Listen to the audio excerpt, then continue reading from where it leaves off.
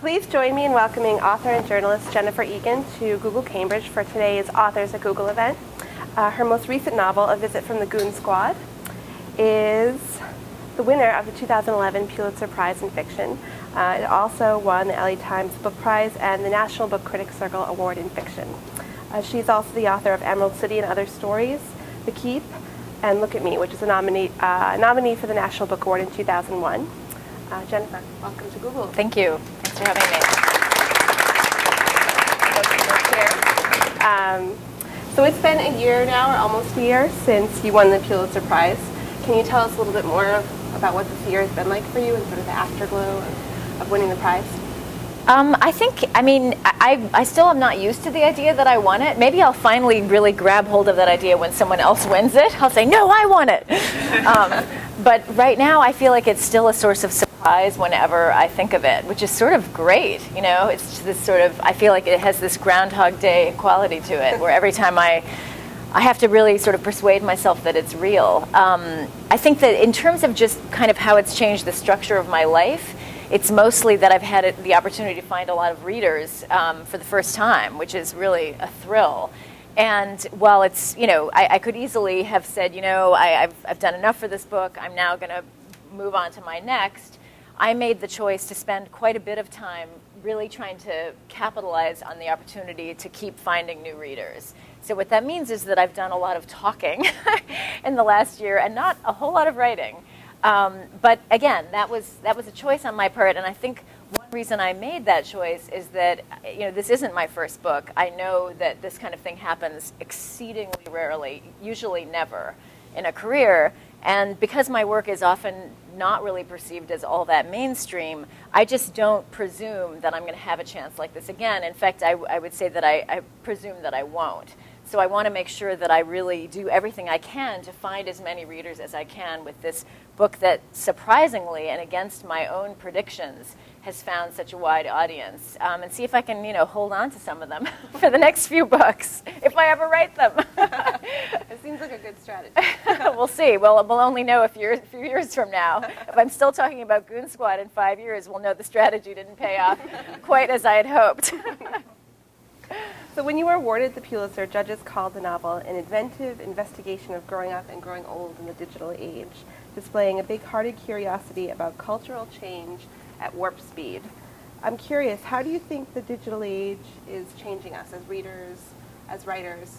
What do you make of that sort of literature in that context?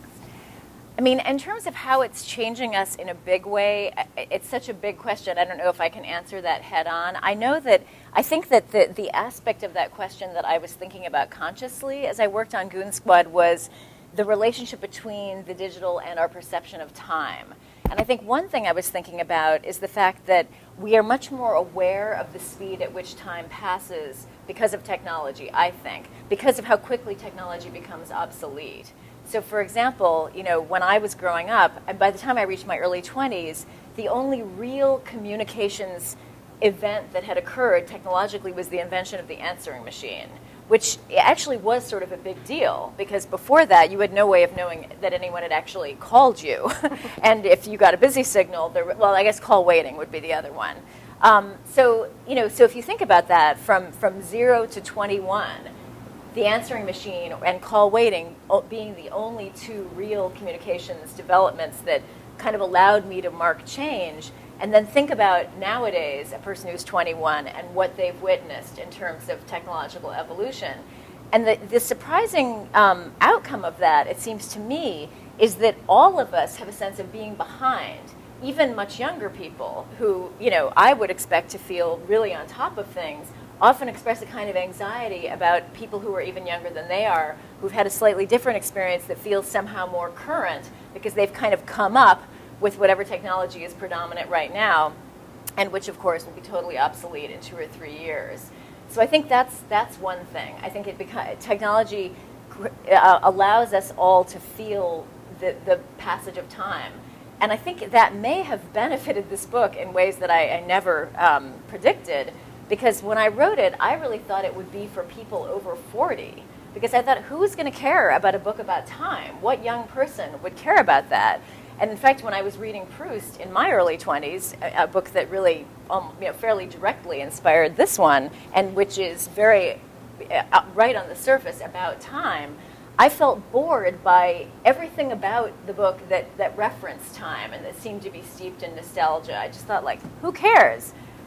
Time meant nothing to me. But what I find, interestingly, is that even high school students seem sort of interested in time as a subject now. Is that technologically motivated? I don't know. I mean, I think the big question for me in all of my books, to some degree, has always been how is technology changing and shaping who we are, internally, not just in the obvious ways that, we do things differently, but how does it change who we are to ourselves? I think if I ever really think I have the answer to that question, I'm going to have to find a whole new direction to go in as a fiction writer. I don't really know, but it's extremely fascinating.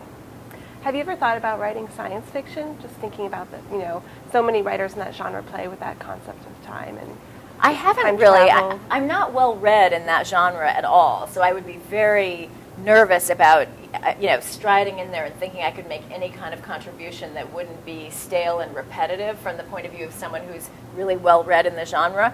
In a very mild way, I bumbled into it in Goon Squad purely because I wanted to visit a character whom we meet in his early 20s in around 2007. In middle age, so I didn't really have a lot of options but to go into the future, and I really didn't want to. I kept thinking there's got to be a way around this. Maybe I'll move the whole thing even further back. So at one point I was sort of moving, scenes from the 70s into the 60s as a way of avoiding going into the 2020s, and then I thought, no, okay, I'm just going to have to do it. And I found it quite fun to imagine forward, I have to say. Once I had resigned myself to it, it didn't feel like real science fiction, so I think I wasn't intimidated in the way that I might have been. Interestingly, I have sort of, without any real plans to, again, ventured more into that realm with a shorter piece that I've written that actually is about a character from Goon Squad, although it's not, it certainly would never have fit in this book because I think structurally it's a shift that's so radical that it wouldn't have really worked in amongst these the chapters in the book. But it is, I would say, it could be more overtly called sci-fi. And it seems to have happened without my really planning it. Did you have a lot of stories that didn't make it into Goon Squad? Like you talk about it being very structurally sort of fit together, like a puzzle in a lot of ways. I found it. Were there things that you had to say goodbye to when you were in the editing process? Yes. I mean, there were, as I wrote it, I wrote it very inductively without it wasn't that I had a big clear plan and then I filled in the pieces. It was more that I was interested in someone, and then I would write about them, and then out of the corner of my eye, either a time or a place or a person would catch my eye, and I'd think, what was that like, and how can I try to explore that more fully? And so I moved through the material that way, really guided by my own curiosity. But there were areas that I was curious about that I wasn't able to successfully write about. I still don't quite know why. In some cases, I had a rule as I worked on the book. Even though I had such a free-flowing approach, I had decided ahead of time, or once I had a few chapters, that each chapter would be about a different person. Each chapter would have a totally different mood and tone and feel, and each chapter would have to stand completely on its own. So each time I was working at something, I was asking myself, can it meet these three criteria? That was all I was asking of each part. And in the cases of the chapters that didn't work, they usually failed on all three counts, interestingly. It wasn't like, well, this is really amazing and has a great, mood and tone and feel, but it doesn't stand on its own, so I won't use it. It was more like, no strong narrative point of view, not very compelling or interesting, and only of even the slightest interest because of what was around it. So I think in some cases maybe I had some wrong ideas about characters, and so I was sort of following them into places they didn't want to go. There was one chapter I really wanted to write in the form of epic poetry, and I think to this day, if I could have had that and PowerPoint in one book, it would have been better. but I really cannot write poetry. So, that was a problem. I didn't get far. I couldn't do PowerPoint at the beginning either, but that seemed to be a smaller learning curve than epic poetry. So, but I was really inspired by great epic poems I was reading. One in particular, a Don Juan by Byron, is just a rollicking, great story. I mean, Don Juan has an affair with Catherine of Russia, joins a harem briefly because he's hiding from someone, and so he's dressed up as a girl, and then, wouldn't you know it, the Sultan picks him to spend the night with. I mean, it's just such a great adventure story, but it's also very modern. Byron is sort of giving little asides to the reader and complaining about his breakfast that day, and I thought, I just want to do that, but, I couldn't do that. And then there were others that I struggled with in one form and ended up using parts of in other ways. For example, I tried doing PowerPoint using a different set of characters originally, and that was unsuccessful. I think partly because my first thought was, who would use PowerPoint to tell a story? And the most obvious answer is a kind of corporate person, a person who thinks in PowerPoint a little bit because they use it at work. But the problem with that was that it actually heightened instead of reducing the biggest problem with PowerPoint as a medium for fiction, which is that it feels very corporate. Mm-hmm. So having a corporate person telling the story about corporate life didn't exactly solve that problem. So, but then I found that I held on to the idea of using PowerPoint and found a different angle of approach. I had also really been interested in pauses in songs for a long time, and I hadn't really focused a chapter around that, but I had kept trying to slip it in. I had an academic writing about pauses in songs in one failed chapter, and then I was finally able to use that in a bigger way in the PowerPoint. Mm-hmm. So I never knew why the ones that didn't work, but I definitely knew they didn't work. Well, the PowerPoint chapter, and for those of you who haven't read the book, you have a real treat to look forward to at the end. It is an entire, rich, surprising chapter about communication between Sasha, who's one of the main characters of the story, and written by her son and her daughter. And it's really clever and surprising. And I think that when I came upon that in the galley that I have here, and I didn't know it was coming, and I was turned my book around and like, what is going to happen? Because you really are reading it, horizontally, and it really shocked me in a way, not necessarily for what is there, but for the ways in which the characters came through. Like their voices in that presentation is just so different, and I thought it was really a good fit for children of Sasha to be writing that, just because her life that you read in the that unfolds sort of in the previous 11 chapters is really curious and different, and she's just a very interesting person. So, not to spoil anything for you, but it's a great chapter, and you did it really well. Thank you.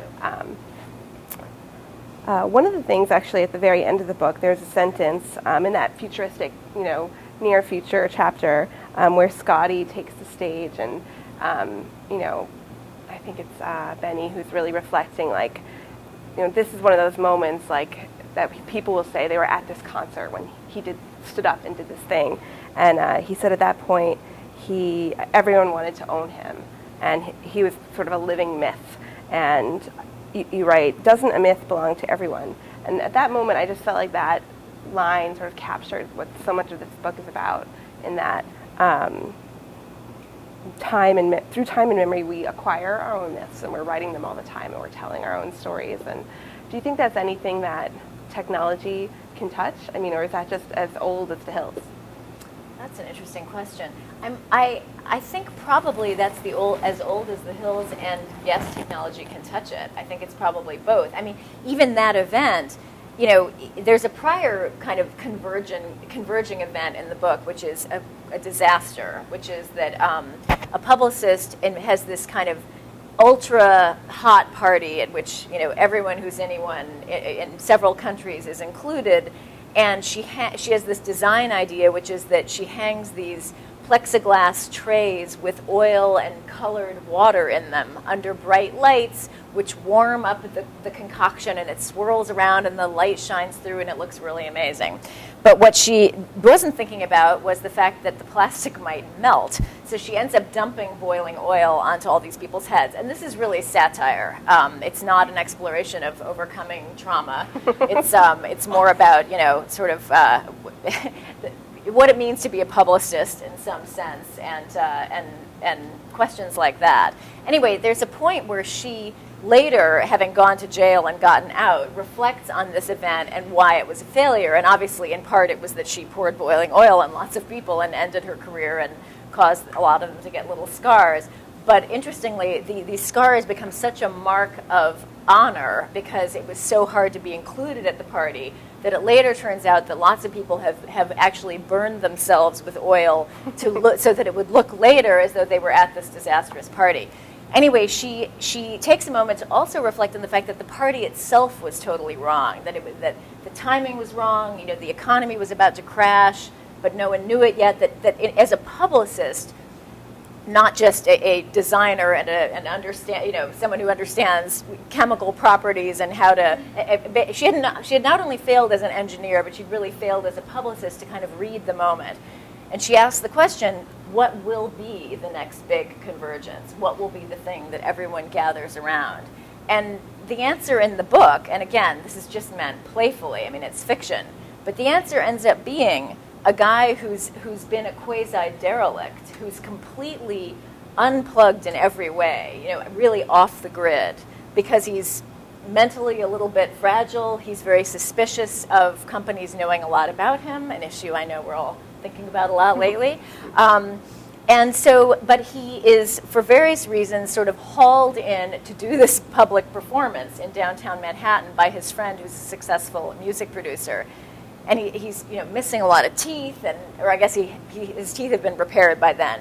But he stands up and he starts playing the slide guitar, and mostly because of technology, because all of the people watching him have all of their own devices. This is now in the 2020s, and this entire event was really created through a kind of harnessing of social networking that I'm imagining a few generations beyond where we are, because of all of the different forces, technological and human and cultural, that come to bear on this moment. For whatever reason, he is kind of raised aloft as a folk hero. And the idea is that this is kind of a huge seminal moment in the music industry. I don't explore what comes after that because that's the last chapter. But so that's the idea, that there's this question about what the next moment will be, and an answer, and part of the answer has a lot to do with technology.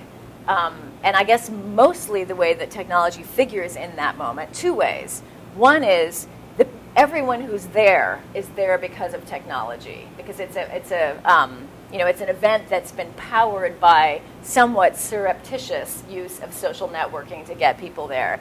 But the other reason is that it presumes a kind of reaction against connectedness that makes this man, who is so off the grid and so unknown, in a way mysterious, whose personal information is not anyone's but his own, an object of mystery and excitement. So I guess those are the two ways that technology can play into that moment. Do you have a favorite story in the book? Not really, actually. Given that I have been talking about the book now for, going on 2 years, one nice thing about it is that because each chapter has its own kind of mood and tone and approach, and in a way my model there is really the concept album, because the book is so much about the music industry, and I love the idea of one story that's told in so many different ways, that part of the fun of it is the collision of these different styles against each other in the way that a concept album is.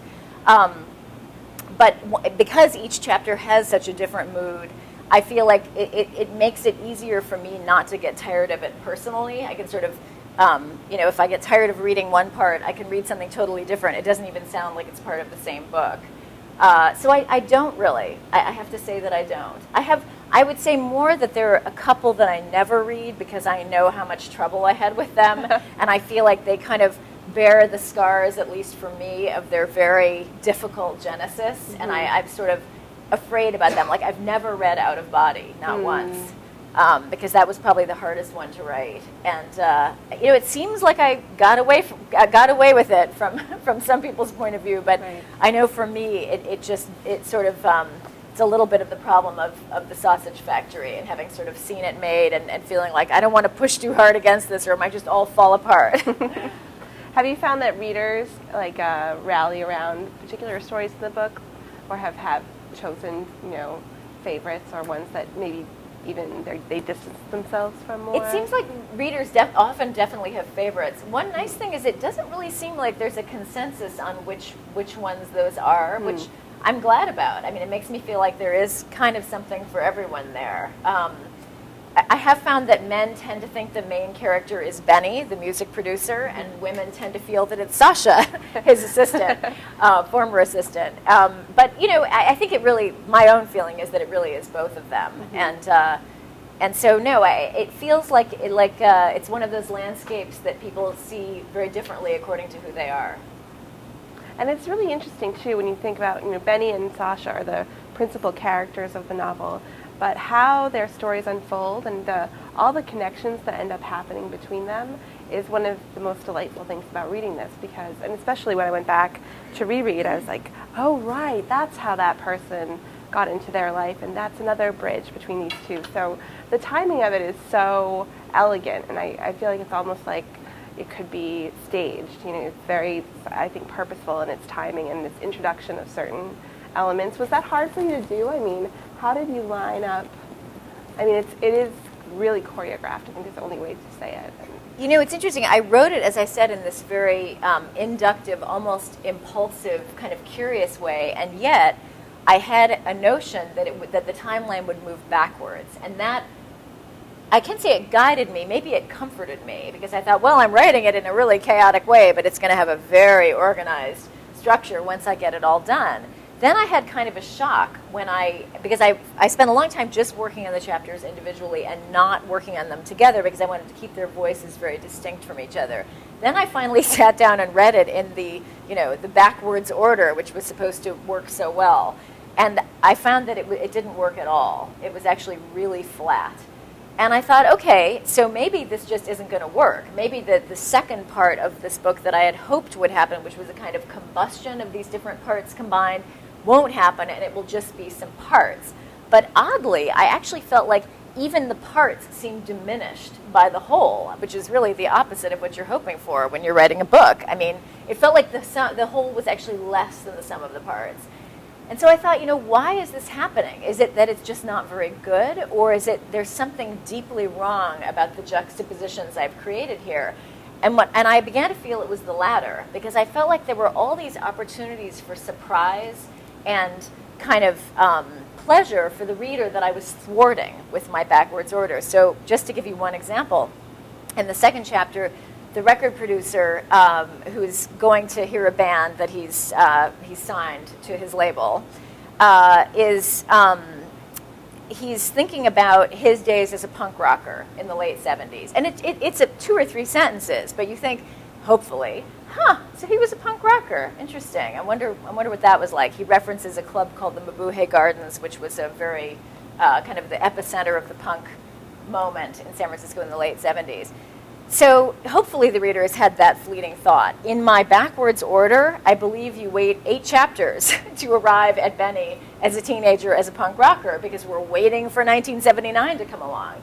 But in fact, the perfect moment for that chapter to arrive was immediately the next chapter, to basically let the principle of curiosity which guided me through the material also inform the reader's experience. I think that's what I was kind of missing, that I removed a lot of the fun I had taking these kind of lateral steps for the reader by imposing this chronology, which is just as limiting when it goes backwards as it is forward. So what I realized was that I had to let go of chronology completely and let curiosity and, little pleasures and satisfactions be my guide. And so, those little connections that you talk about and little surprises were things that started to matter more when I let them guide me. And that was, in the end, what I had to do. But that really fell into place fairly late. That was shortly before I sold the book.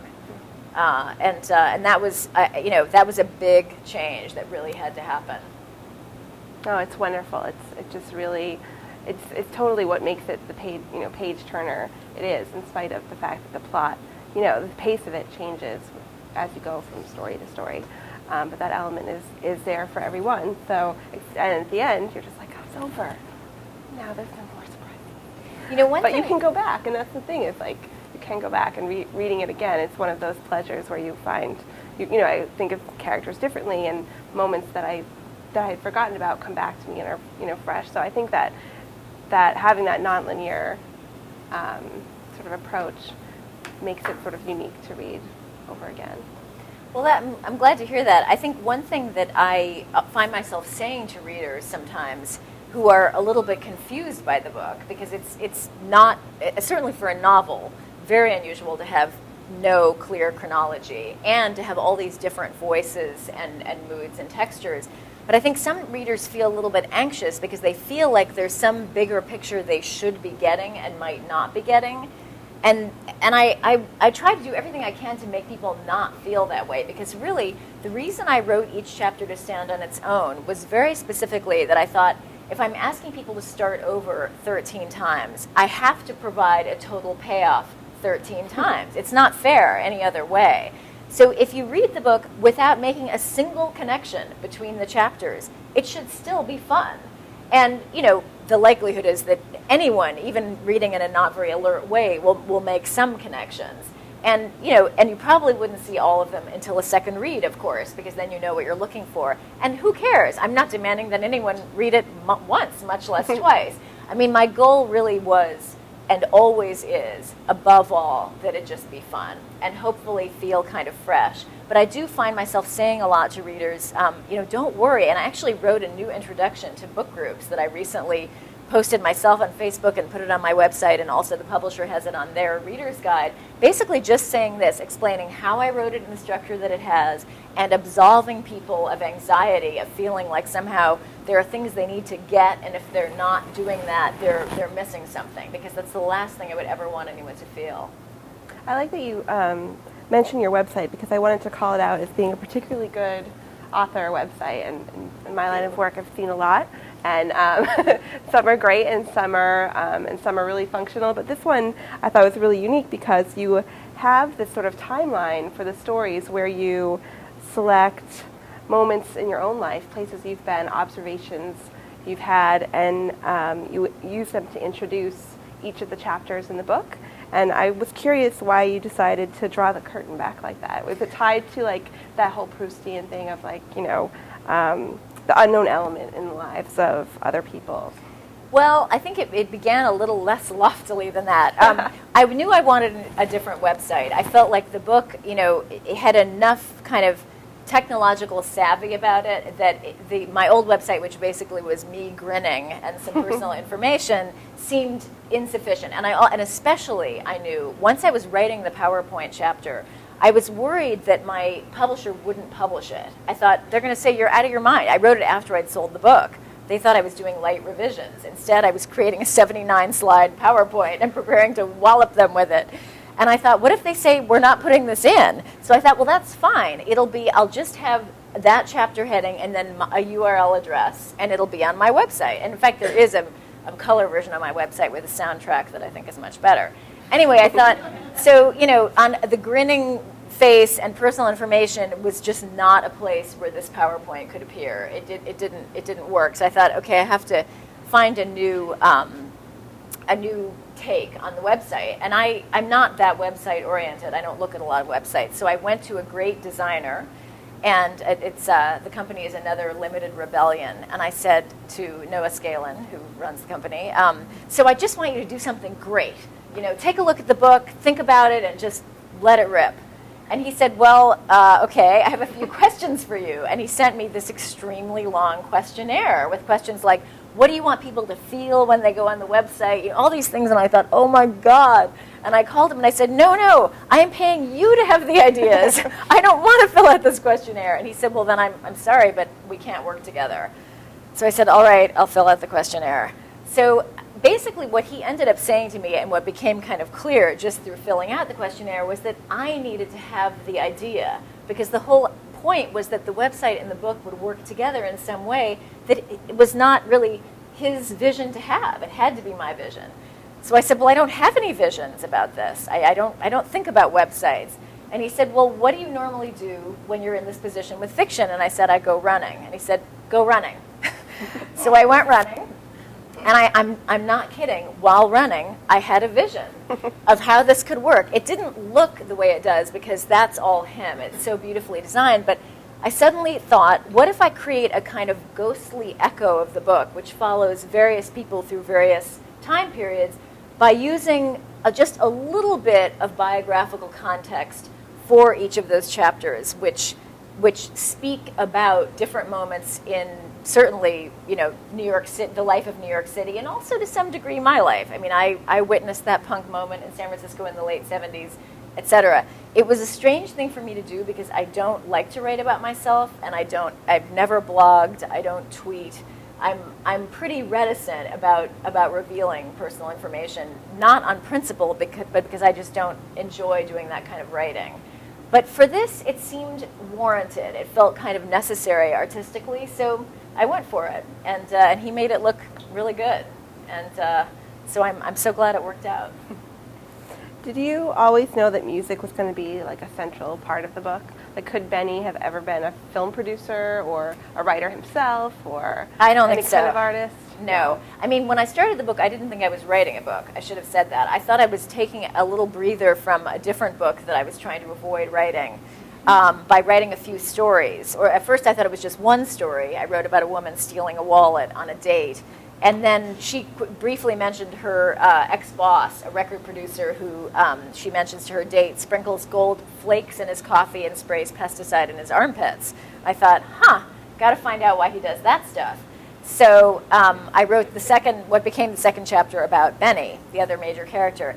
Just to write that chapter, which I wrote second, without even knowing that I was writing a book, I had to actually do a fair amount of research because he's at work as a music producer, and I didn't even really know the difference between analog and digital recording. So I had to spend a fair amount of time on the phone with a mixer talking about that technology. And in the course of that, what I think maybe the reason that I really locked in with the industry was that it was poignant to talk to this guy who'd worked in the music industry for years and constantly have this sense with him of a before and after in the industry.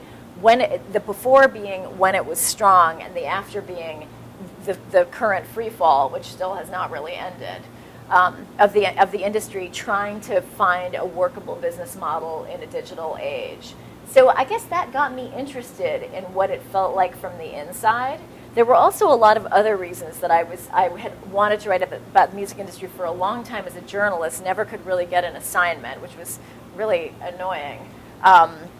But part of the reason I couldn't get an assignment was that I knew nothing about the industry and had no connections. The reason I wanted the assignment was so that I could learn about the industry and get connections. But the New York Times Magazine was looking for some kind of opening move from me, and I was looking for one from them. So that never really happened. So there was kind of a long-standing interest in the industry. And I think also, as I said, Proust was so important as an inspiration, and music plays a huge role in Search of Lost Time, both as a plot element and also as an organizing principle. I mean, the novel is really constructed very symphonically. So I guess, in a way, that may have obviously it's a different kind of music, but I think it may have suggested to me a kind of musical model. And I think, as we all know from our own lives, time and music are very deeply linked. I mean, music is a kind of time machine. And I've become only more aware of that as I put meaningful songs from my past on my iPod and find myself immediately having memories linked to those songs every time I listen to them. So, and actually, one final reason, there are so many reasons. I think one reason I love the idea of the book as a concept album is that the atomized way that we buy music now has in some ways endangered the concept album. The big musical vision that you have the two hits, or one hit, and that makes everyone buy the album. But the great songs are never those hits. They're always the little in-between ones that are odd and that become beloved through lots of listening. But, now we just buy the hits, or the ones that we heard on the radio, or that, Soundhound captured. And so I guess I felt nostalgic for that form, for the big musical vision that, with all of its component parts, and the kind of majesty of all of them colliding, and having a listener engage with all of that. What were you listening to when you were writing? Do you remember? Were you consciously not listening to things? Oh, no, I normally don't listen to music when I work. When I wrote this book, I listened a lot. One reason was that it was hard for me. The biggest technical challenge for me was to recalibrate so radically from one chapter to the next, because since they don't feel like they're one book, it was just a lot of changing of my own mindset and shedding of one voice to try something totally different for the next chapter. And I found that music really helped me do that. Sometimes it was just locating me in time. So not surprisingly, writing about the punk rock scene in San Francisco in the late 70s, I was listening to music from the punk rock scene in the late 70s, which in a way was so fascinating because, bands that never even recorded are still on YouTube. And it was really moving, actually, to watch them. Many of them were dead by then, by the time I was watching these videos. Anyway, so yes, I listened a lot, and I think it helped to sink me into the mood and the tone of each chapter. Sometimes, interestingly, the music that helped me was not music that you would think would be connected to a particular chapter. So unlike the punk rock getting me into the mood to write about punk rock, when I was writing the PowerPoint chapter, which is called Great Rock and Roll Pauses, and it's about a kid with an Asperger's obsession with the pauses in rock and roll songs, and he times them and measures them and loops them, so he's just listening to the pauses continuously.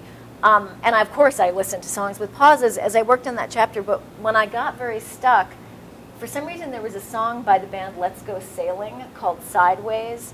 And whenever I would listen to that song, I felt like it captured the mood that I wanted in that chapter. There's something young, very young, and kind of hopeful about the voice. And so at one point when I really thought I might not be able to finish the chapter, I put Sideways on repeat and walked around Brooklyn, and I listened to it continuously for hours.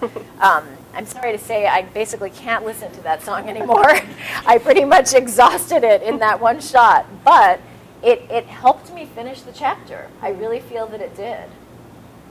Interesting.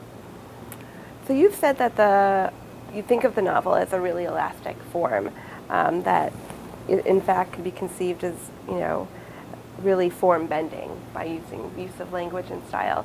Do you think that other sort of integers like format or display or the ways in which people interact with novels can be as form bending as like pieces of a novel itself? I'm not sure I understand your question. Like, what is I'm thinking about, if we use language and style to push the limits of what a novel is, can we redefine what those sort of limits are by the ways in which we consume them or find them or share them? Like, do you think that there's that malleability of form extends to like what the reading is like? Theoretically, yes, but I'm not totally. It's so hypothetical. I'm not sure quite what to envision there. I mean, I guess the big thing I would say, what has always driven me to do work that I guess you could call experimental, although I never think of it that way, is usually just the people that I'm writing about and kind of what needs to happen. That's always what gets me there. So for example, I mean, I was very interested in writing in PowerPoint, but I could only really get any kind of traction in the form when I found a story that could actually only be told in PowerPoint. So, and the reason I say that might sound odd, but the story that I tell in PowerPoint is a very sweet, actually I would even say sentimental, simple story. Very little happens. It's about a family that loves each other and struggles. I mean, just saying that, you think, cliche alert. But the thing is that, interestingly, the coldness, the very corporate feeling that makes PowerPoint so difficult as a medium for fiction, I think actually worked in that case, for those who agree that it works, because it offset the sweetness and somehow balanced it in some way. So I'm willing to try anything and open to reading anything that is going to give me a great story about people and what they do. And if it's done in a way that's interesting and innovative, I feel like that's all the more exciting. What I personally am wary of, certainly as a writer, is the impulse to, do wacky things with form and kind of impose them onto work that basically probably would best be told conventionally. It's a great effort, but it often doesn't end up really working.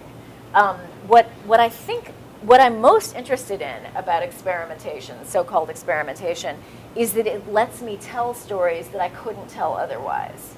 That's what's so fun about it. In the case of the PowerPoint, ironically, it's a story I couldn't tell otherwise because it would be so cliched and slow and simple and way too familiar. But in a way, all of Goon Squad is this very kind of laterally moving story about a lot of different people whose lives overlap and somewhat entangle. And I don't know how I could really deliver that story in a more conventional novel form. I think that the central nature of a novel composition and the relative, compared to Goon Squad, uniformity of tone and voice would have sunk my effort to try to do what I was trying to do here. So that's really why I had to do what I did. It was just serving that particular story, and I'm open to anything that is serving a particular story. Whatever, the wackier the better. Why not?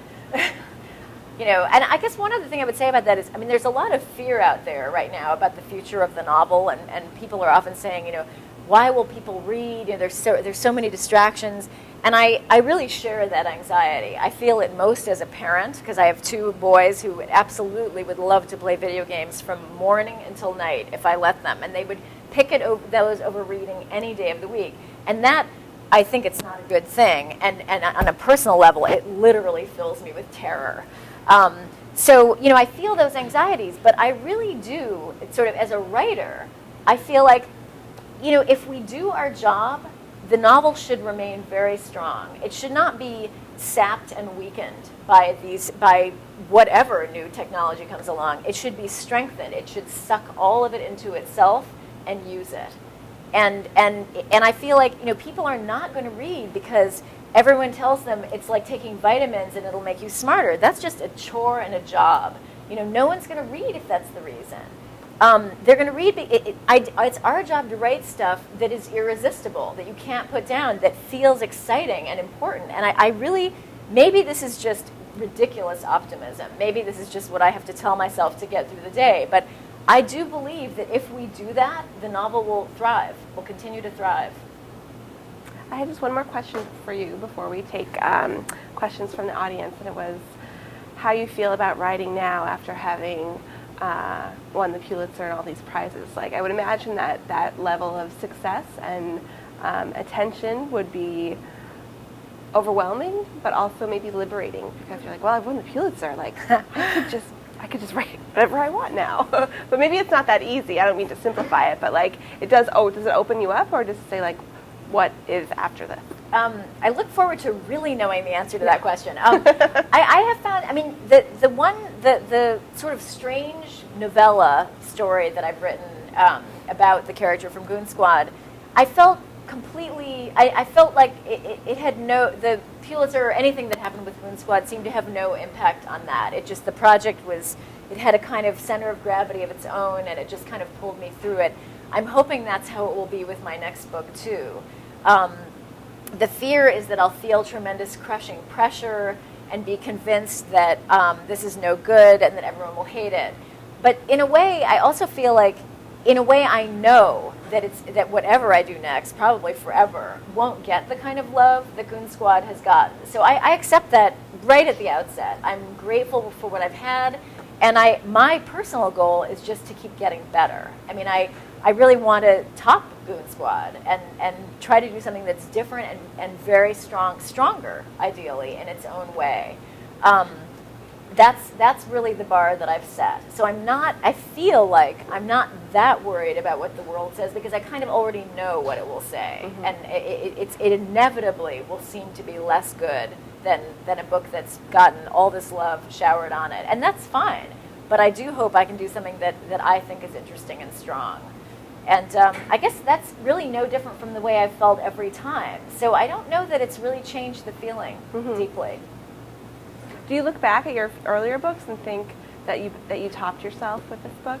I mean, because I love The Keep, and that was a totally different book, haunting and wonderful, and I can't compare them because I think they're so different.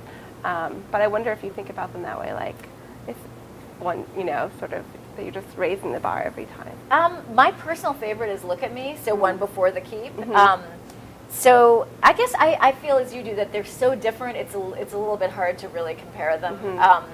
I think it may be that Goon Squad does its job better than Look at Me, but I guess I still feel that maybe Look at Me is more ambitious in a certain way. So it certainly was full of a lot of very big abstract questions. I feel like I just got out there and I thought, how has mass media, image culture impacted inner life? I mean, that's a pretty big question. That's what I was trying to answer. Or although, interestingly, I think the answer was different than what I thought it would be. I think I began the book feeling pessimistic and emerged from it feeling optimistic. But yeah, so I guess I feel that each one has managed to do something different from the others, and I'm pleased about that. And that's kind of all I know, and I just want to try to keep doing that.